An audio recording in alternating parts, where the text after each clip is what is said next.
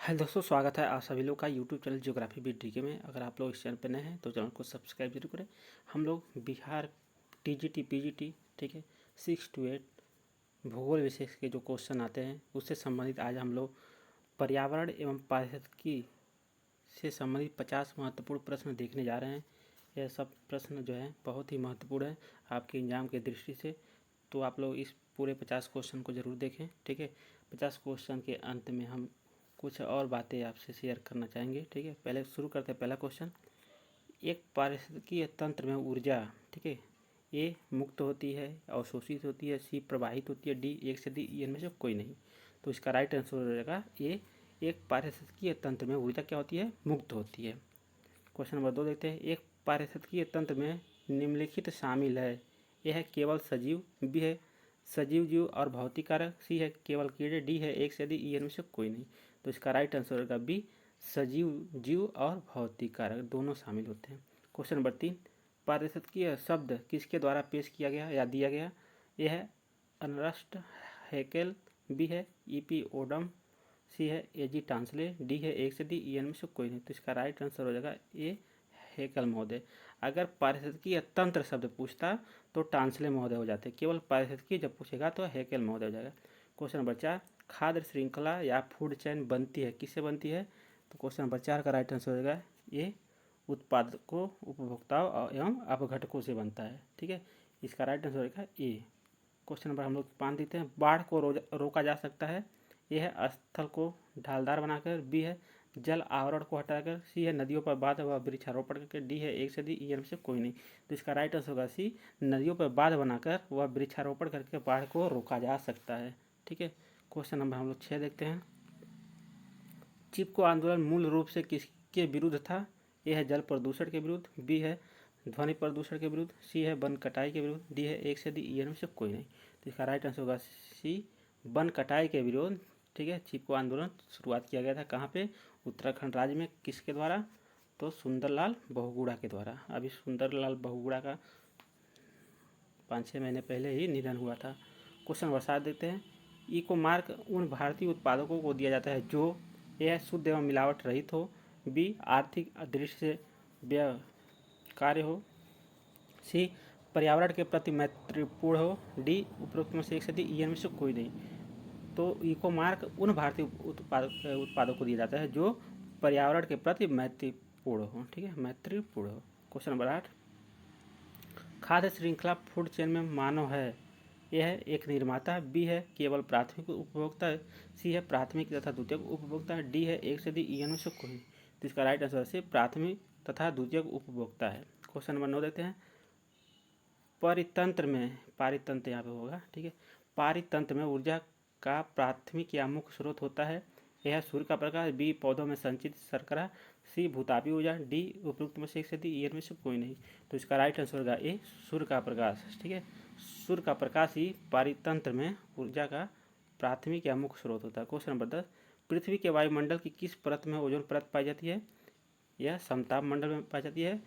कितनी की ऊंचाई के बीच, 15 से 35 किलोमीटर के बीच इसकी ऊंचाई यहाँ पे सघन मात्रा में पाई जाती है। ठीक है, क्वेश्चन नंबर 11 देते हैं, मॉन्ट्रियल प्रोटोकॉल निम्नलिखित में से किस पर्यावरणीय समस्या से निपटने के लिए हस्ताक्षर किए गए थे।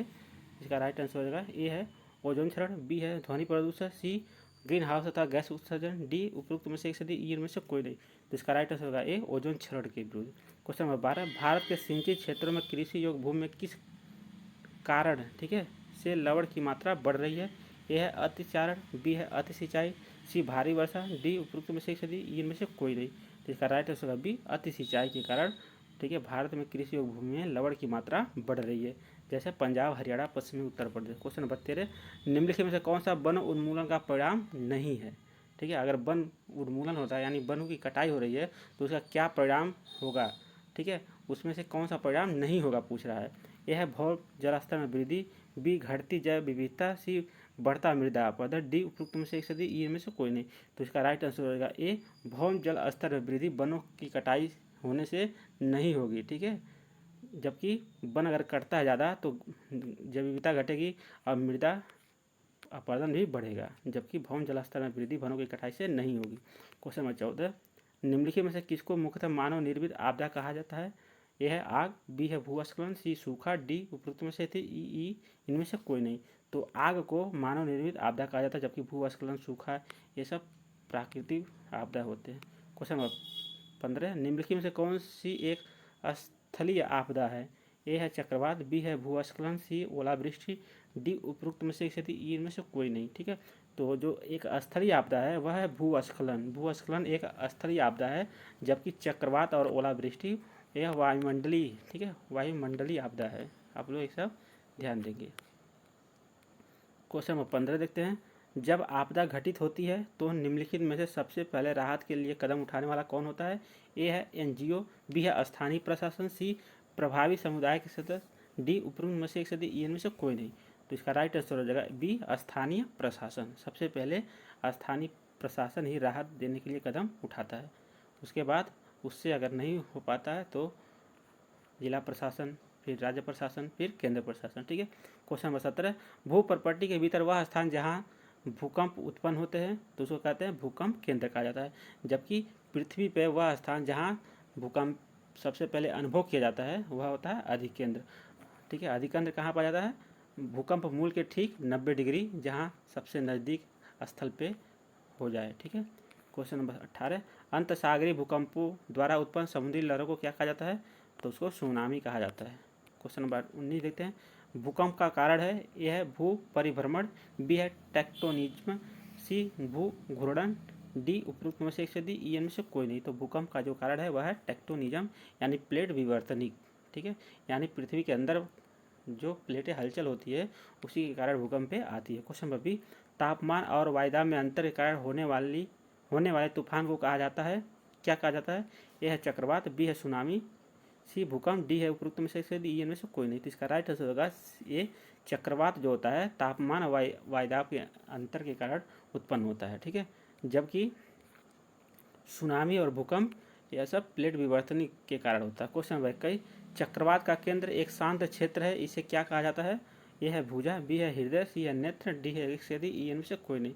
तो चक्रवात के शांत क्षेत्र को नेत्र कहा जाता है। ठीक है, मान लीजिए कोई भी चक्रवात हो, उसका जो अंदर का एकदम केंद्र होता है वह उस चक्रवात का आँख यानी चक्षु कहा जाता है। ठीक है, नेत्र या चक्षु दोनों एक ही बात है। ठीक, तो यहाँ पे जो चक्षु होती है यानी आँख होती है, यहाँ पे वायुदाब बहुत कम होता। ठीक है, यहाँ पे वर्षा नहीं हो पाता है, वायुदाब बहुत कम होता है और तेज़ हवाएं वहाँ पे चलती है। क्वेश्चन नंबर 22, स्मॉग क्या है? ए है जोन और धुआं, बी वाहन प्रदूषक, सी कोहरा और धुआं, डी उपरोक्त में से ई में से कोई नहीं। जो स्मॉग है वह कोहरा और धुआं दोनों मिलके बनता है उससे। ठीक है, क्वेश्चन नंबर 23, श्वसन तंत्र से संबंधित विभिन्न रोग किस प्रकार के प्रदूषण के कारण होते हैं? ए है ध्वनि प्रदूषण, बी है भूमि प्रदूषण, सी है वायु प्रदूषण, डी है उपरोक्त में से ई में से कोई नहीं। तो इसका राइट आंसर होगा सी, वायु प्रदूषण के कारण आपका श्वसन तंत्र से संबंधित अनेक रोग होते हैं। क्वेश्चन 24, निम्नलिखित में से किसे भारत की नदियों में प्रदूषण का प्रमुख कारण माना जाता है? यह है अनियमित छोटे पैमाने के उद्योग, बी अनउपचारित गंदे नाले, सी कृषि कचरा, डी उपयुक्त में से ई में से कोई नहीं। तो इसका राइट आंसर होगा बी, अनउपचारित जो गंदे नाले होते हैं वह भारत की नदियों में प्रदूषण का प्रमुख कारण बनते हैं। क्वेश्चन नंबर हम लोग देते हैं 25, निम्नलिखित में से कौन सा रोग जल प्रदूषण के कारण होता है? यह है नेत्र लेस्म कलाशोथ, बी है श्वास प्रणाली में संक्रमण, सी है डायरिया, डी उपरोक्त में से ई में से कोई नहीं। तो जल प्रदूषण के कारण डायरिया होता है। ठीक है, क्वेश्चन नंबर 26, निम्नलिखित में से कौन पानी में पौधों और जानवरों के विलुप्त होने का कारण है? यह है नाइट्रोजन की कमी, बी है क्लोरीन की कमी, सी है ऑक्सीजन की कमी, डी है उपरोक्त में से ई में से कोई नहीं। तो इसका राइट आंसर है सी, ऑक्सीजन। जब पानी में ऑक्सीजन की कमी होगी तो वहाँ पे पौधे और जानवर विलुप्त होने लगेंगे। क्वेश्चन नंबर 27, भारत के निम्नलिखित राज्यों में से कौन सा अक्सर बाढ़ का अनुभव करता है? ए है बिहार, बी है पश्चिम बंगाल, सी है असम, डी है उपरोक्त में से ई में से कोई नहीं। तो इसका राइट आंसर होगा डी, उपरोक्त में से एक से, यानी बिहार, पश्चिम बंगाल और असम तीनों में बाढ़ अक्सर देखे जाते हैं। लेकिन अगर ये पूछ दे भारत में निम्नलिखित राज्यों में से सबसे ज़्यादा बाढ़ प्रभावित राज्य है तो वह आपका असम हो जाएगा। ठीक है, क्वेश्चन नंबर 28 देते हैं, तटीय आंध्र प्रदेश और उड़ीसा अक्सर किस कारण से प्राकृतिक आपदाओं का सामना करते हैं? तो वह करते हैं चक्रवात के कारण। ठीक है, अब क्वेश्चन नंबर हम लोग 29 देखते हैं, वैश्विक तापमान में निम्नलिखित में से किसका सर्वाधिक योगदान है? ए है औद्योगिक प्रक्रम, बी है निर्वनीकरण, सी है जीवाश्म ईंधन का दोहन, डी है उपरोक्त में से यदि ई में से कोई नहीं। तो सर्वाधिक योगदान पूछ रहा है तो वह हो जाएगा जीवाश्म ईंधन का दहन। ठीक है। क्वेश्चन नंबर 30, ग्लोबल वार्मिंग यानी वैश्विक तापमान में वृद्धि के कारण किस मंडल के तापमान में वृद्धि होती है?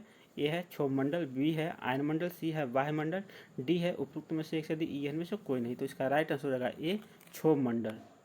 आप लोग जो 50 क्वेश्चन है आप लोग कमेंट करेंगे इन 50 क्वेश्चनों में से आपको कितने क्वेश्चन आ रहे थे। ठीक है। क्वेश्चन नंबर 31, निम्नलिखित में से किस गैस को प्रत्यक्ष ग्रीन हाउस गैस नहीं माना जाता? ठीक है।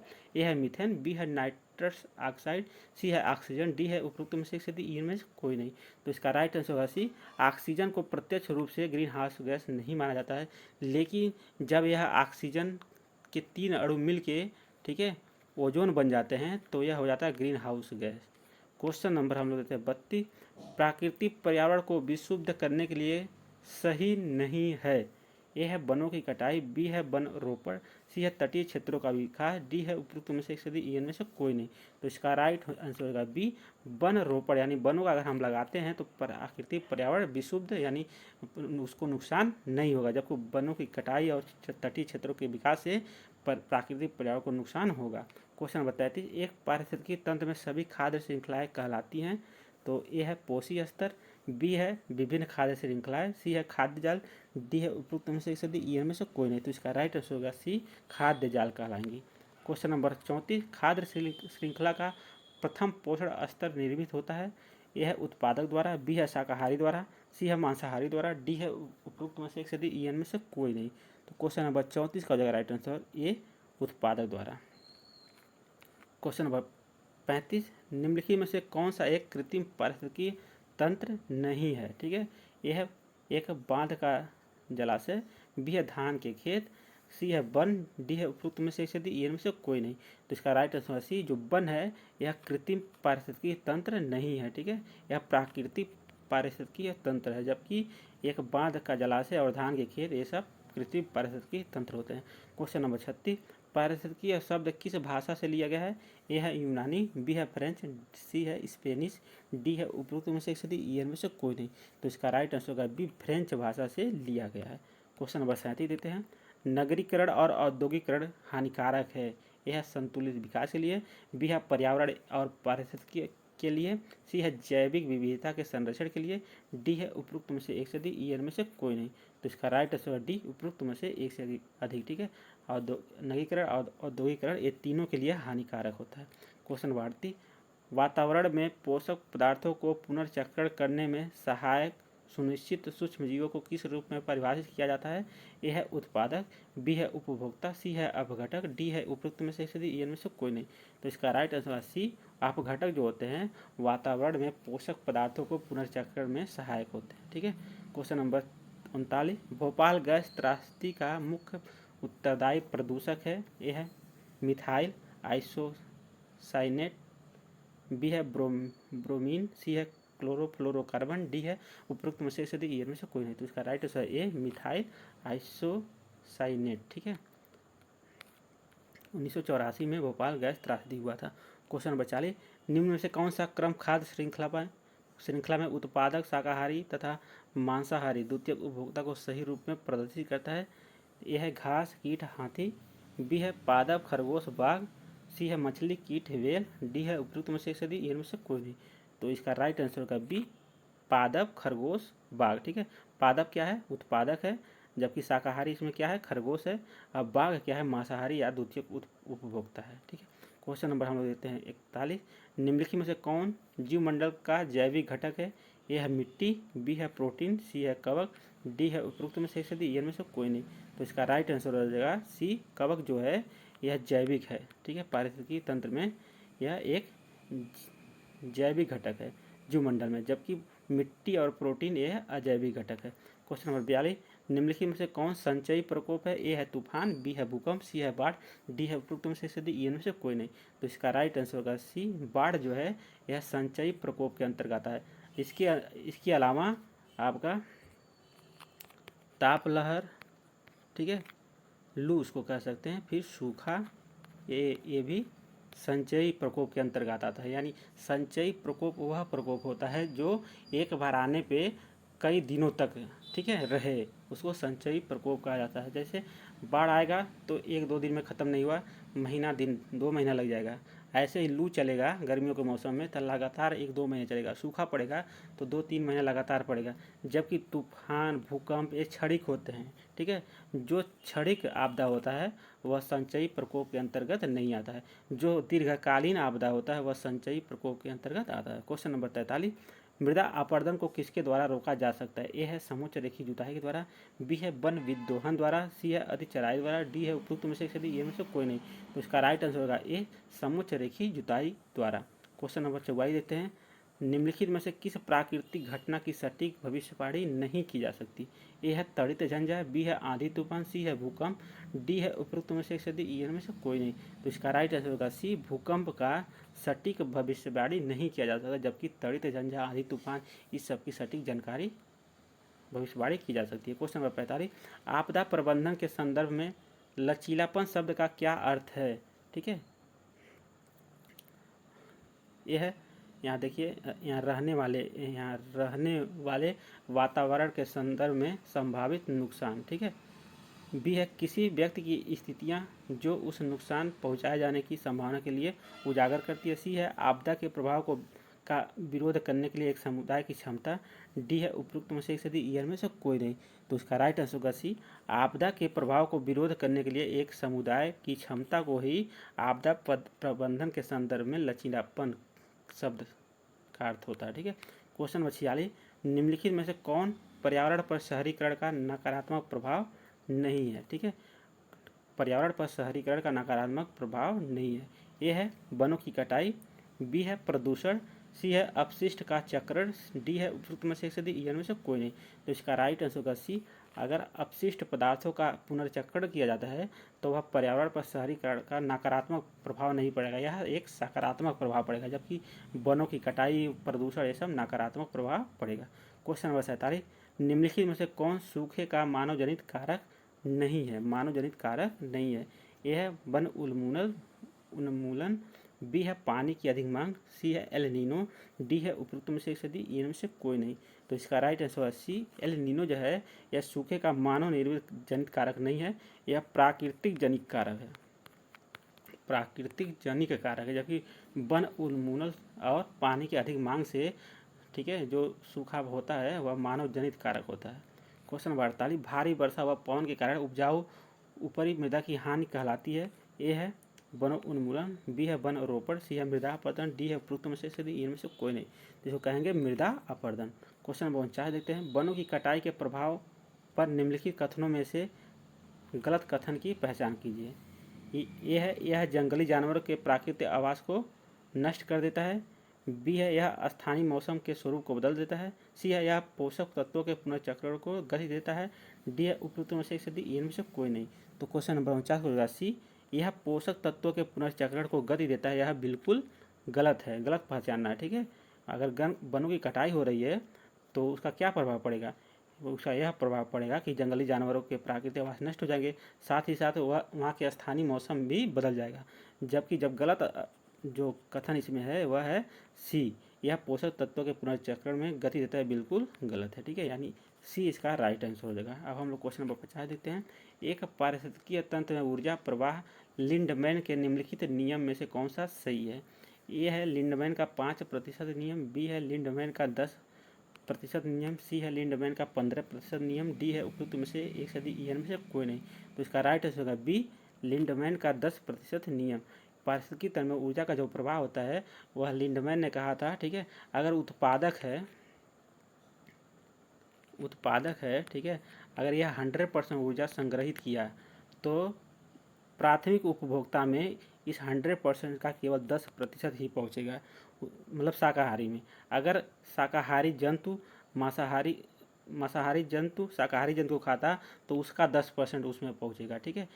इस तरह से लिंडमैन ने अपना ऊर्जा से संबंधित नियम दिया था। यह था बिहार टीजीटी पीजीटी भूगोल विषय से संबंधित जो पर्यावरण एवं पारिस्थितिकी तंत्र के 50 महत्वपूर्ण क्वेश्चन थे उसको हमने कराया, ठीक है। अब देखिए बिहार पीजीटी भूगोल विषय का या टीजीटी का आप लोग देख रहे होंगे कि हाई कोर्ट का आदेश आ गया है, रिजल्ट नहीं निकलेगा, परीक्षा भले हो जाएगी। तो इस सब के चक्कर में आप मत रहिए, अपनी पढ़ाई करते रहिए, ठीक है। आप एग्ज़ाम दीजिए, एग्ज़ाम देने के बाद रिजल्ट चाहे 1 महीने में निकले या 2 महीने में निकले, उससे कोई प्रभाव नहीं होगा। अगर आप पेपर अच्छा किए हैं, 2 महीने बाद निकलता है या 3 महीना, अगर पेपर अच्छा किए हैं तो आपका सिलेक्शन हो ही जाएगा, ठीक है। आप यह मत सोचिए कि रिजल्ट तो निकलेगा ही नहीं तो क्या पढ़ें, कैसे पढ़ें, इस सब के फेर में मत रहिए। केवल और केवल आप लोग अपने पढ़ाई पे ध्यान दीजिए। आपके पास मात्र 15 दिन बचा है। इन 15 दिनों में सबसे पहली बात ये है कि आप लोग अनर्गल कोई भी पढ़ाई मत करिए, ठीक है।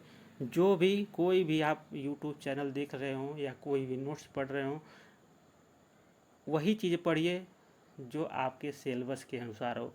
यानी देखिए जो पीजीटी का या टीजीटी का जो क्वेश्चन आएगा, ठीक है, 75% क्वेश्चन आपके NCERT में से ही आएंगे, 75% क्वेश्चन, ठीक है। बाकी 25% क्वेश्चन NCERT से नहीं आएंगे। तो आप लोग इस 25% के चक्कर में मत रहिए, इस 75% के चक्कर में रहिए। अगर आप कक्षा 9-10 यानी टीजीटी की तैयारी कर रहे हैं तो आपको NCERT के साथ साथ SCERT भी पढ़ना पड़ेगा।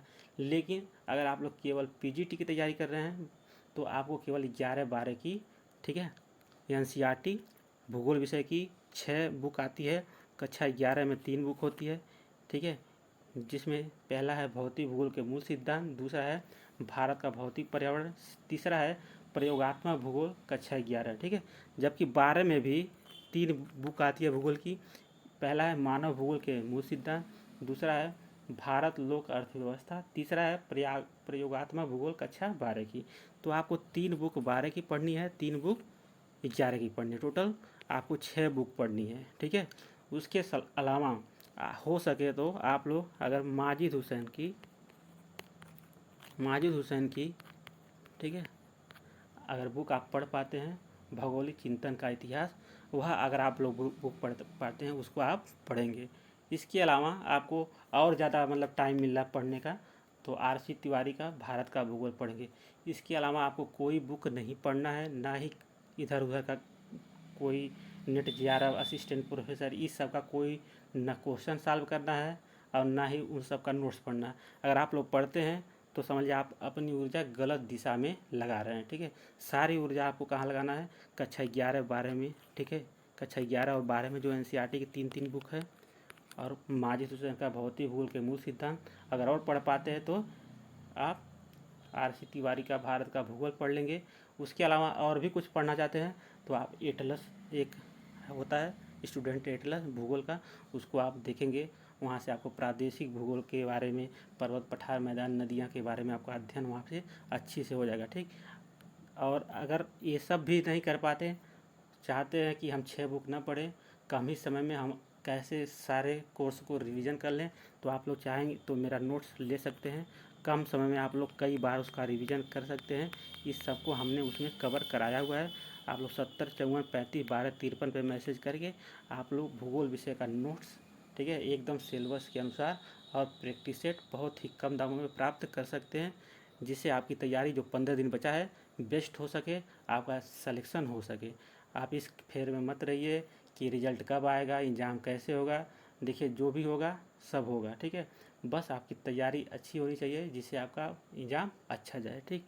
अगर आप लोग जनरल में हैं, पीजीटी बॉयज़, ठीक है, लड़के जो हैं, अगर आप लोग 70+ क्वेश्चन करते हैं जनरल वाले बॉयज़ में, ठीक है, तभी सिलेक्शन होने की संभावना है।